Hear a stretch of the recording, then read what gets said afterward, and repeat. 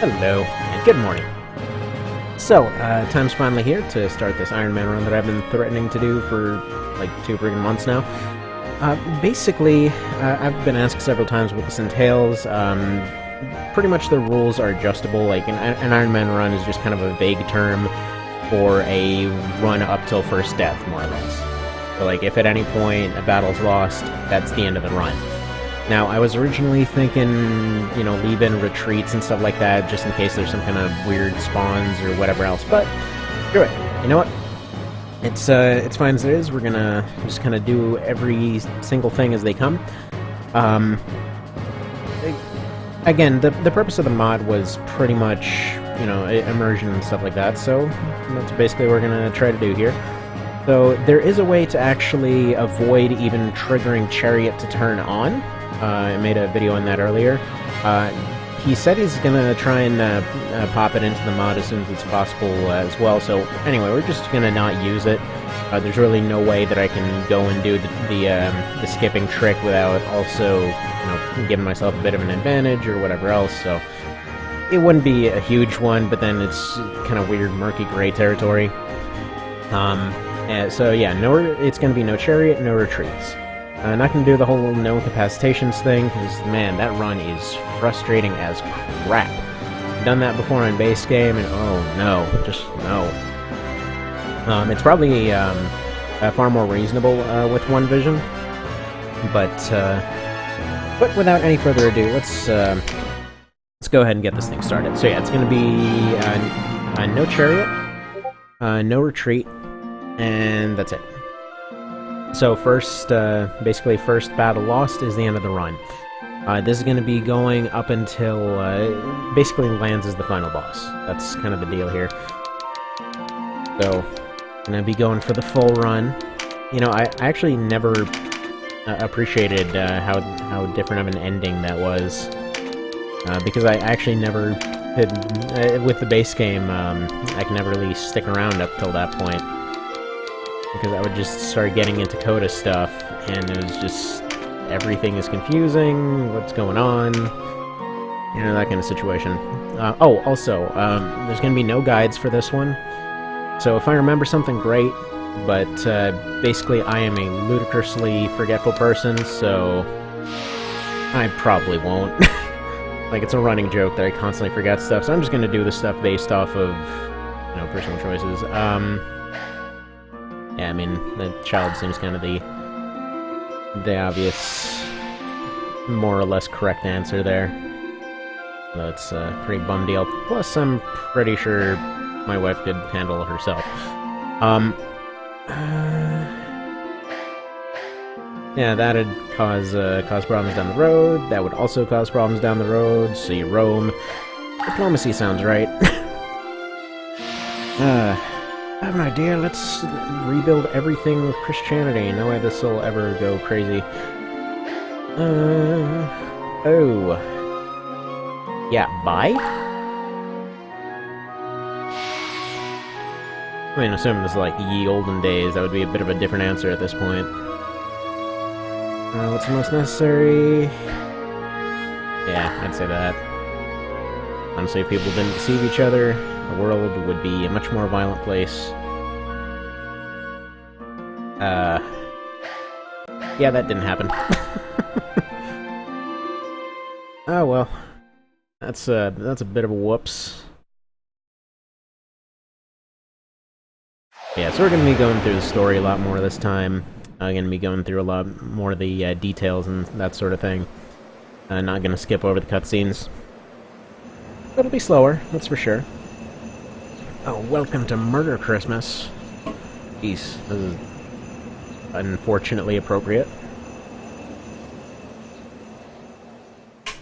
Lands as Murder Santa confirmed.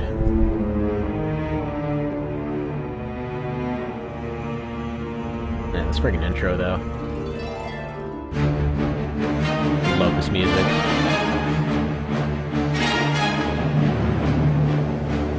And no one ever used horses again.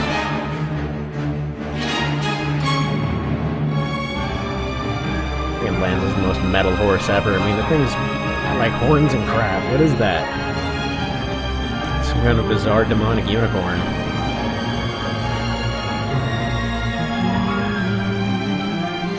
Would have been so cool if they managed to work in cavalry in this, but yeah. Those are different characters. I just recently did that end part, and those are different characters to the ones that show up when you go back there. At least I'm pretty certain, because there was at least that one old man in the top left, and it had a young guy and some lady sprite. Let's see. Yeah, it looks like different folks here, too. Although, man, that one guy got a solid deal. He's like, got a sword sticking out of his neck going sideways. Yeesh. Unnecessarily brutal. And it was all to steal a priest. Kind of, you know, this always kind of reminded me of the Legend of Dragoon intro. Alright, let's have a huge massacre to go basically kidnap one person. Oh, and we're gonna leave behind the person we actually probably should have taken. Oh well. Except nobody's coming in and trying to fight friggin' dragons or whatever 5 seconds into the intro. Hey, that entire army just ran from this dragon. I'm gonna fight it. Art's a genius, I gotta say.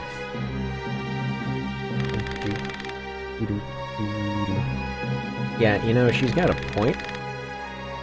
And I love that they actually addressed this in the Warren report. It's kind of funny how different this game is if you go and read the Warren report after every fight. And I kind of wish that they implemented it a bit different. Like if they had something, you know, kind of something like Armored Core Last Raven did, where like you have your fight, and then you just have like the report of where everything happened after the fight. It just feels like it would have been a bit easier to save Ravnus, I'll say that much. Actually, another cool thing that I was hoping to show this time around, she actually has a last words segment. I never realized this until just recently. 7 years of playing this thing, almost, and never realized. Here they come, Pimp Nightlands. I love their new color schemes.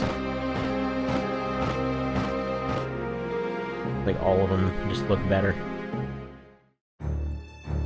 Not sure where Lance got the sweet gold armor, but I'm assuming he's been playing some Minecraft or something. Oh, crap. That's still active.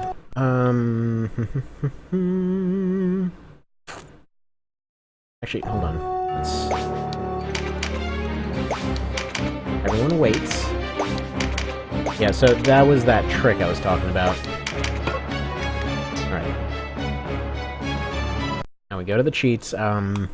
Basically there's a cheat here that lets you control everybody. I guess we need to activate having that off in order for this to work properly.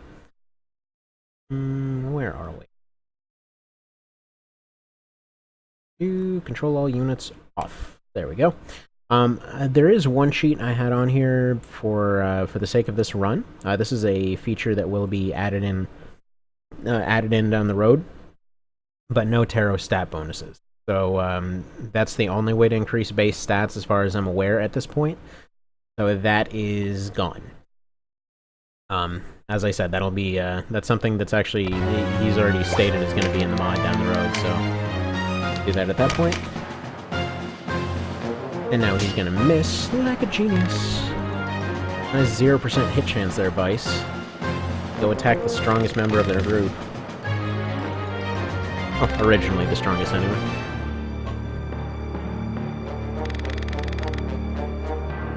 Yep. They have no frickin' clue. I love how they don't even know what this guy looks like until a second from now. It was the dark guys. That's why all those guys that dress in dark aren't here. We're completely different people.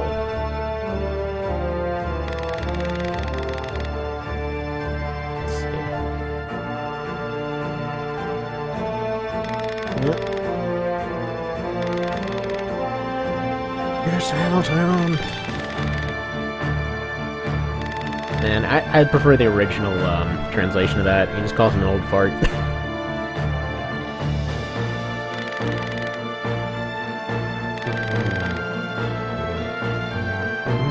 And he decides to flex because reasons. Yeah, we're broken in a hopeless situation. Let's hire mercenaries.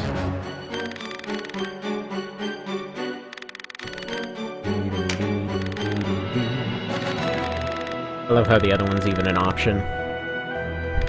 Like, he does his whole sword pose and promises he's not a bad guy if you select that one.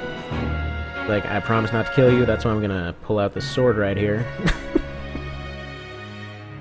And we've changed colors. But yeah, the cutscene ones, they probably won't end up changing.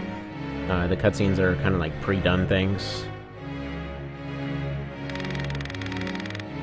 Yeah, Lothlorien, so they're basically they're pretty much sent in by an outside party to more or less serve as peacekeepers, except ridiculously overpowered peacekeepers. They're like, yeah, go over there and, quote-unquote, help. You're like, oh, you mean take over everything? Okay. So they basically went for the one guy that asked for help. That stuff went back then. Okay, you got some excuse to show up, you take it.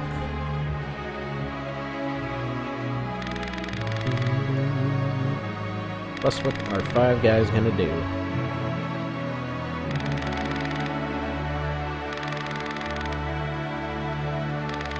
Vice is a moron. Just a straight-up moron. Funny how he continues to be a moron on everything other than law. Yeah, he's not a very good leader, but we're gonna stick by him regardless in this run. It's actually funny because he actually does decently in the neutral route. So that's what we're gonna be going for this time.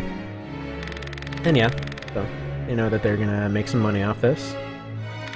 Even though they're not there for money, but it doesn't hurt. Oh, look who suddenly found his brain cell.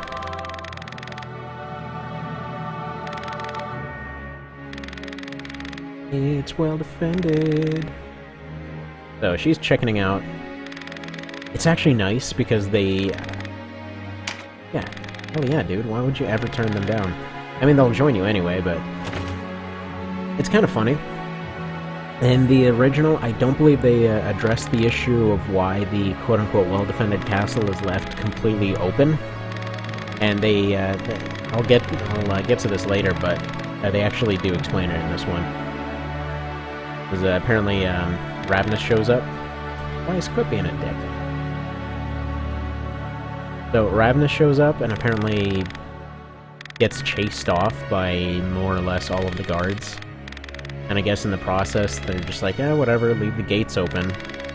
You know, we have some people around, it's fine. It's not like they're coming up with a second army, that's all that's left. So Ravenous's group gets friggin' rocked, and yeah. Yeah, she wants to see an end of death. That'll totally happen. And she's surprisingly okay with the law route. Etc. Guides. Alright. Hopefully everything's all where it should be now. Yeah, we have all this stuff. Can't change classes yet. Can I check inventory? Yes. Okay. I'm just making sure that none of the other cheats were still activated. Because this was a fresh save. They were all off when I started this. Who knows? Guess you just gotta leave it hard off, more or less. I need anyways. Moving on. Oh, Morica. This will be the one exception to skipping through stuff. I'll let him talk. But it's like a million tutorial screens. Yeah, so $2,000 on their head, more or less.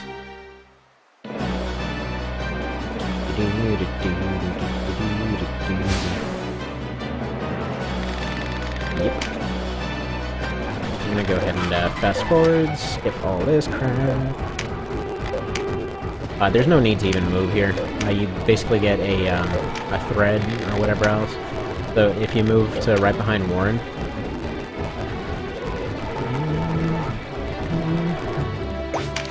I mean the obvious spot more or less, you get whatever's buried there. Whether it's a leaf, whether it's a thread, you know, you get something. Early on, every little bit helps. Especially in the mod. Yeah, the economy of this game has always been kind of a funky thing to balance from what I've seen. Largely because they seem to have the weird impression in the base game that, like, that everybody would stick around and keep doing crafting stuff over and over and accept the failures and just kind of go with it from there. Like, for a game that was largely built around... Oh, crap. Well, didn't mean to skip that. That was just going, but he basically said, yeah, we put a rumor out there. You guys came over like idiots. Good job. Why don't you go ahead and shank this guy? There we go. Good job. Congratulations on your murder.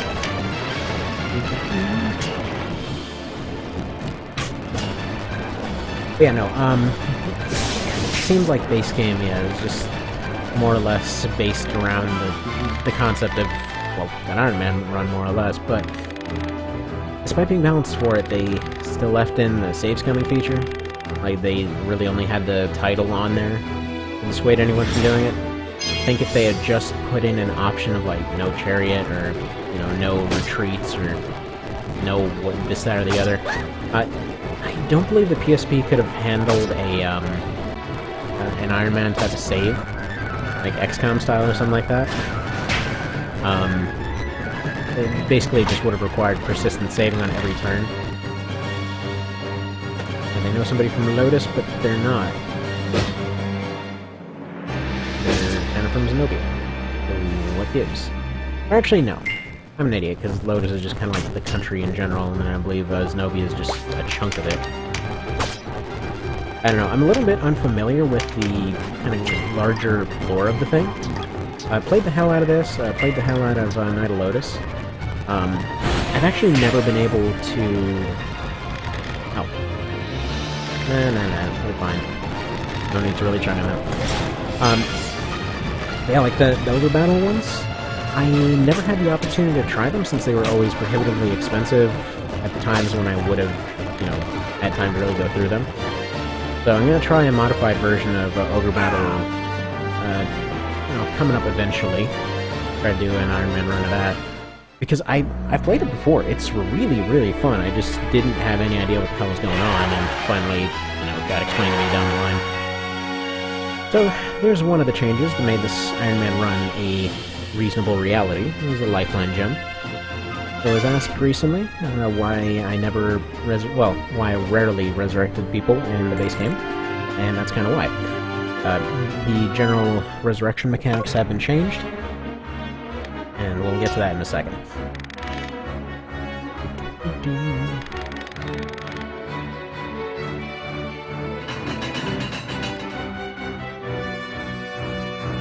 Alright. Oh man, that was one of the cool pieces of music. Yeah, the resurrection mechanics have changed. Ah, dang it, now he's gonna talk. Yeah, Nebith's away. That was a way of doing shady crap. Probably reassembling zombies or something. But yeah, so that's the first introduction, like, you know, Nebith is kind of one of their big dudes, more or less. One of their messed up war crimes, is pretty much adding to the pile of them, is the whole necromancy thing. Like, they were going around purging people, they were going around doing all kinds of shady crap, also they kind of have zombies in their army. You know, going for that full evilness. If you move forward, you get more items, but I'm just gonna let this one play out because I don't want him to get involved. And like I was saying earlier, goes back generations, yep.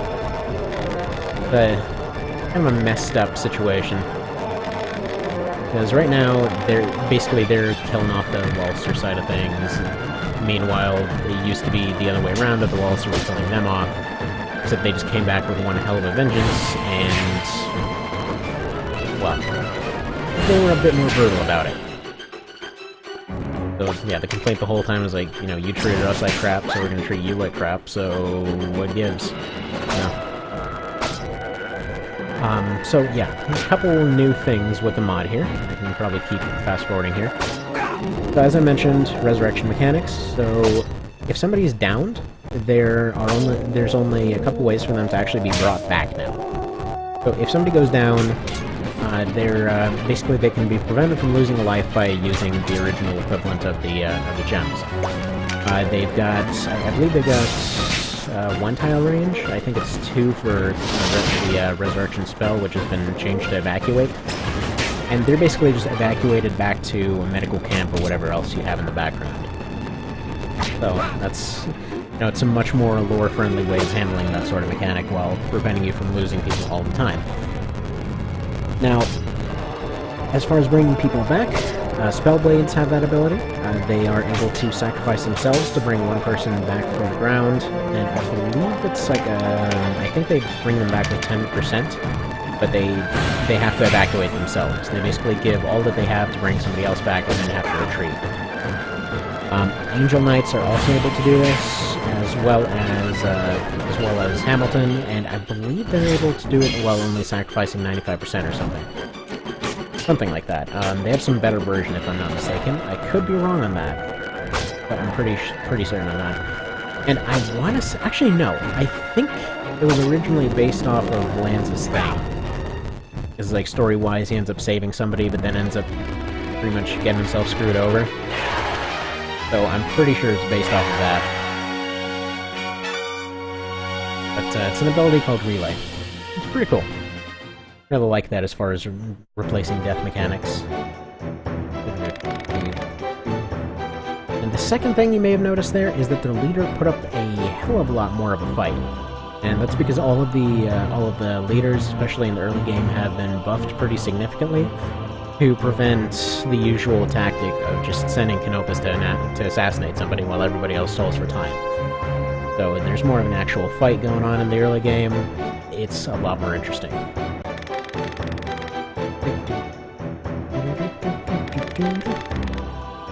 This guy reminds me of so many Eastern European leaders. It's gonna be so great. We're all great now, guys. I'm the one facet to everything that's ever needed. Totally won't become a bad guy or anything.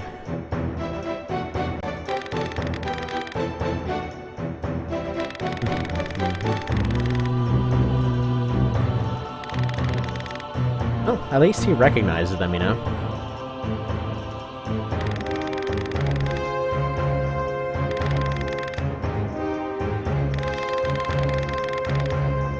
But then he believes them.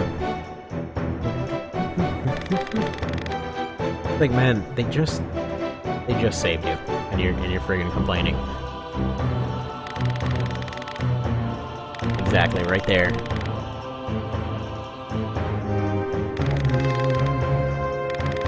And now it's just fine. We're like, oh, you're here to invade us. You're here to murder everyone. Oh, no, wait, why don't you go ahead and just, like, lead my army?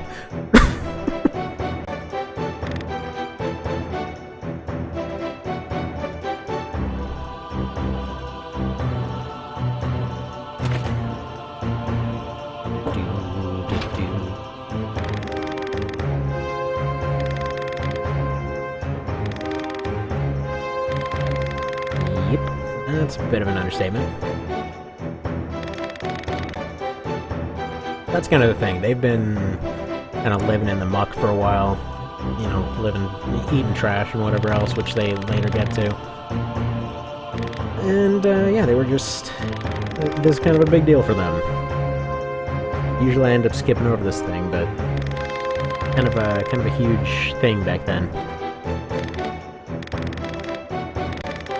Like, to be able to jump from nothing to knighthood is, like, that's enough to make somebody loyal for life, and that's kind of the deal here. Like, back then, if somebody didn't have, you know, their house, if they weren't known, if they didn't have something, they were nothing. Like, there were no options. It was just... You needed a family, you needed something. Like, if nobody was there backing you up, it didn't matter what you did. So, figure the best name for this, Order of Iron Vision. Pretty cool sounding right there. That was the one vision on, you know.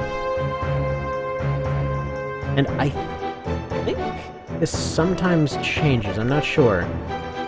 I believe I've seen different dialogue here a few times, but I could be wrong on that one, as far as comments go. Cicero, so we went there looking for a necromancer, and we're like, oh, he's no problem. Yeah, he's a problem. Well, I mean, he's got an friggin' invincible army, so there's that.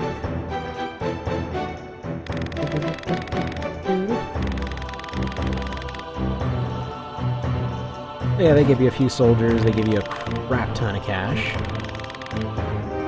It's actually way too much, if you ask me. Like, if he gave you, like, 5 grand, that would be pretty reasonable for setting up a couple people, and then the rest are just there with their basic equipment. He gives you a ton. He gives you, like, 30 grand.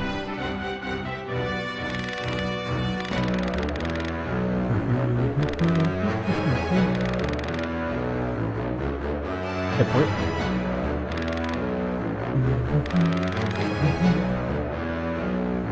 Yeah, actually they do. They get 3 of them in this game.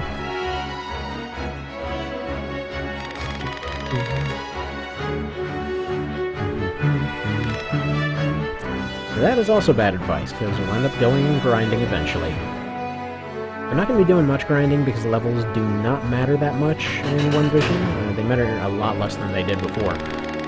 So, a level or 2 in the grand scheme of things will be a minor advantage, but it won't make it. Like, it won't win or lose the fight, so there's that.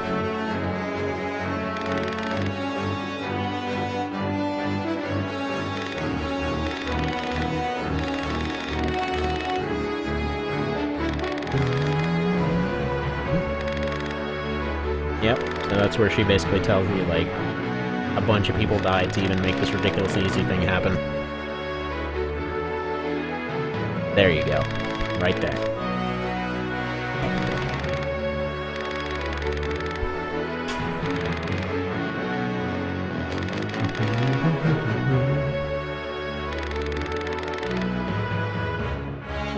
Hey, good point.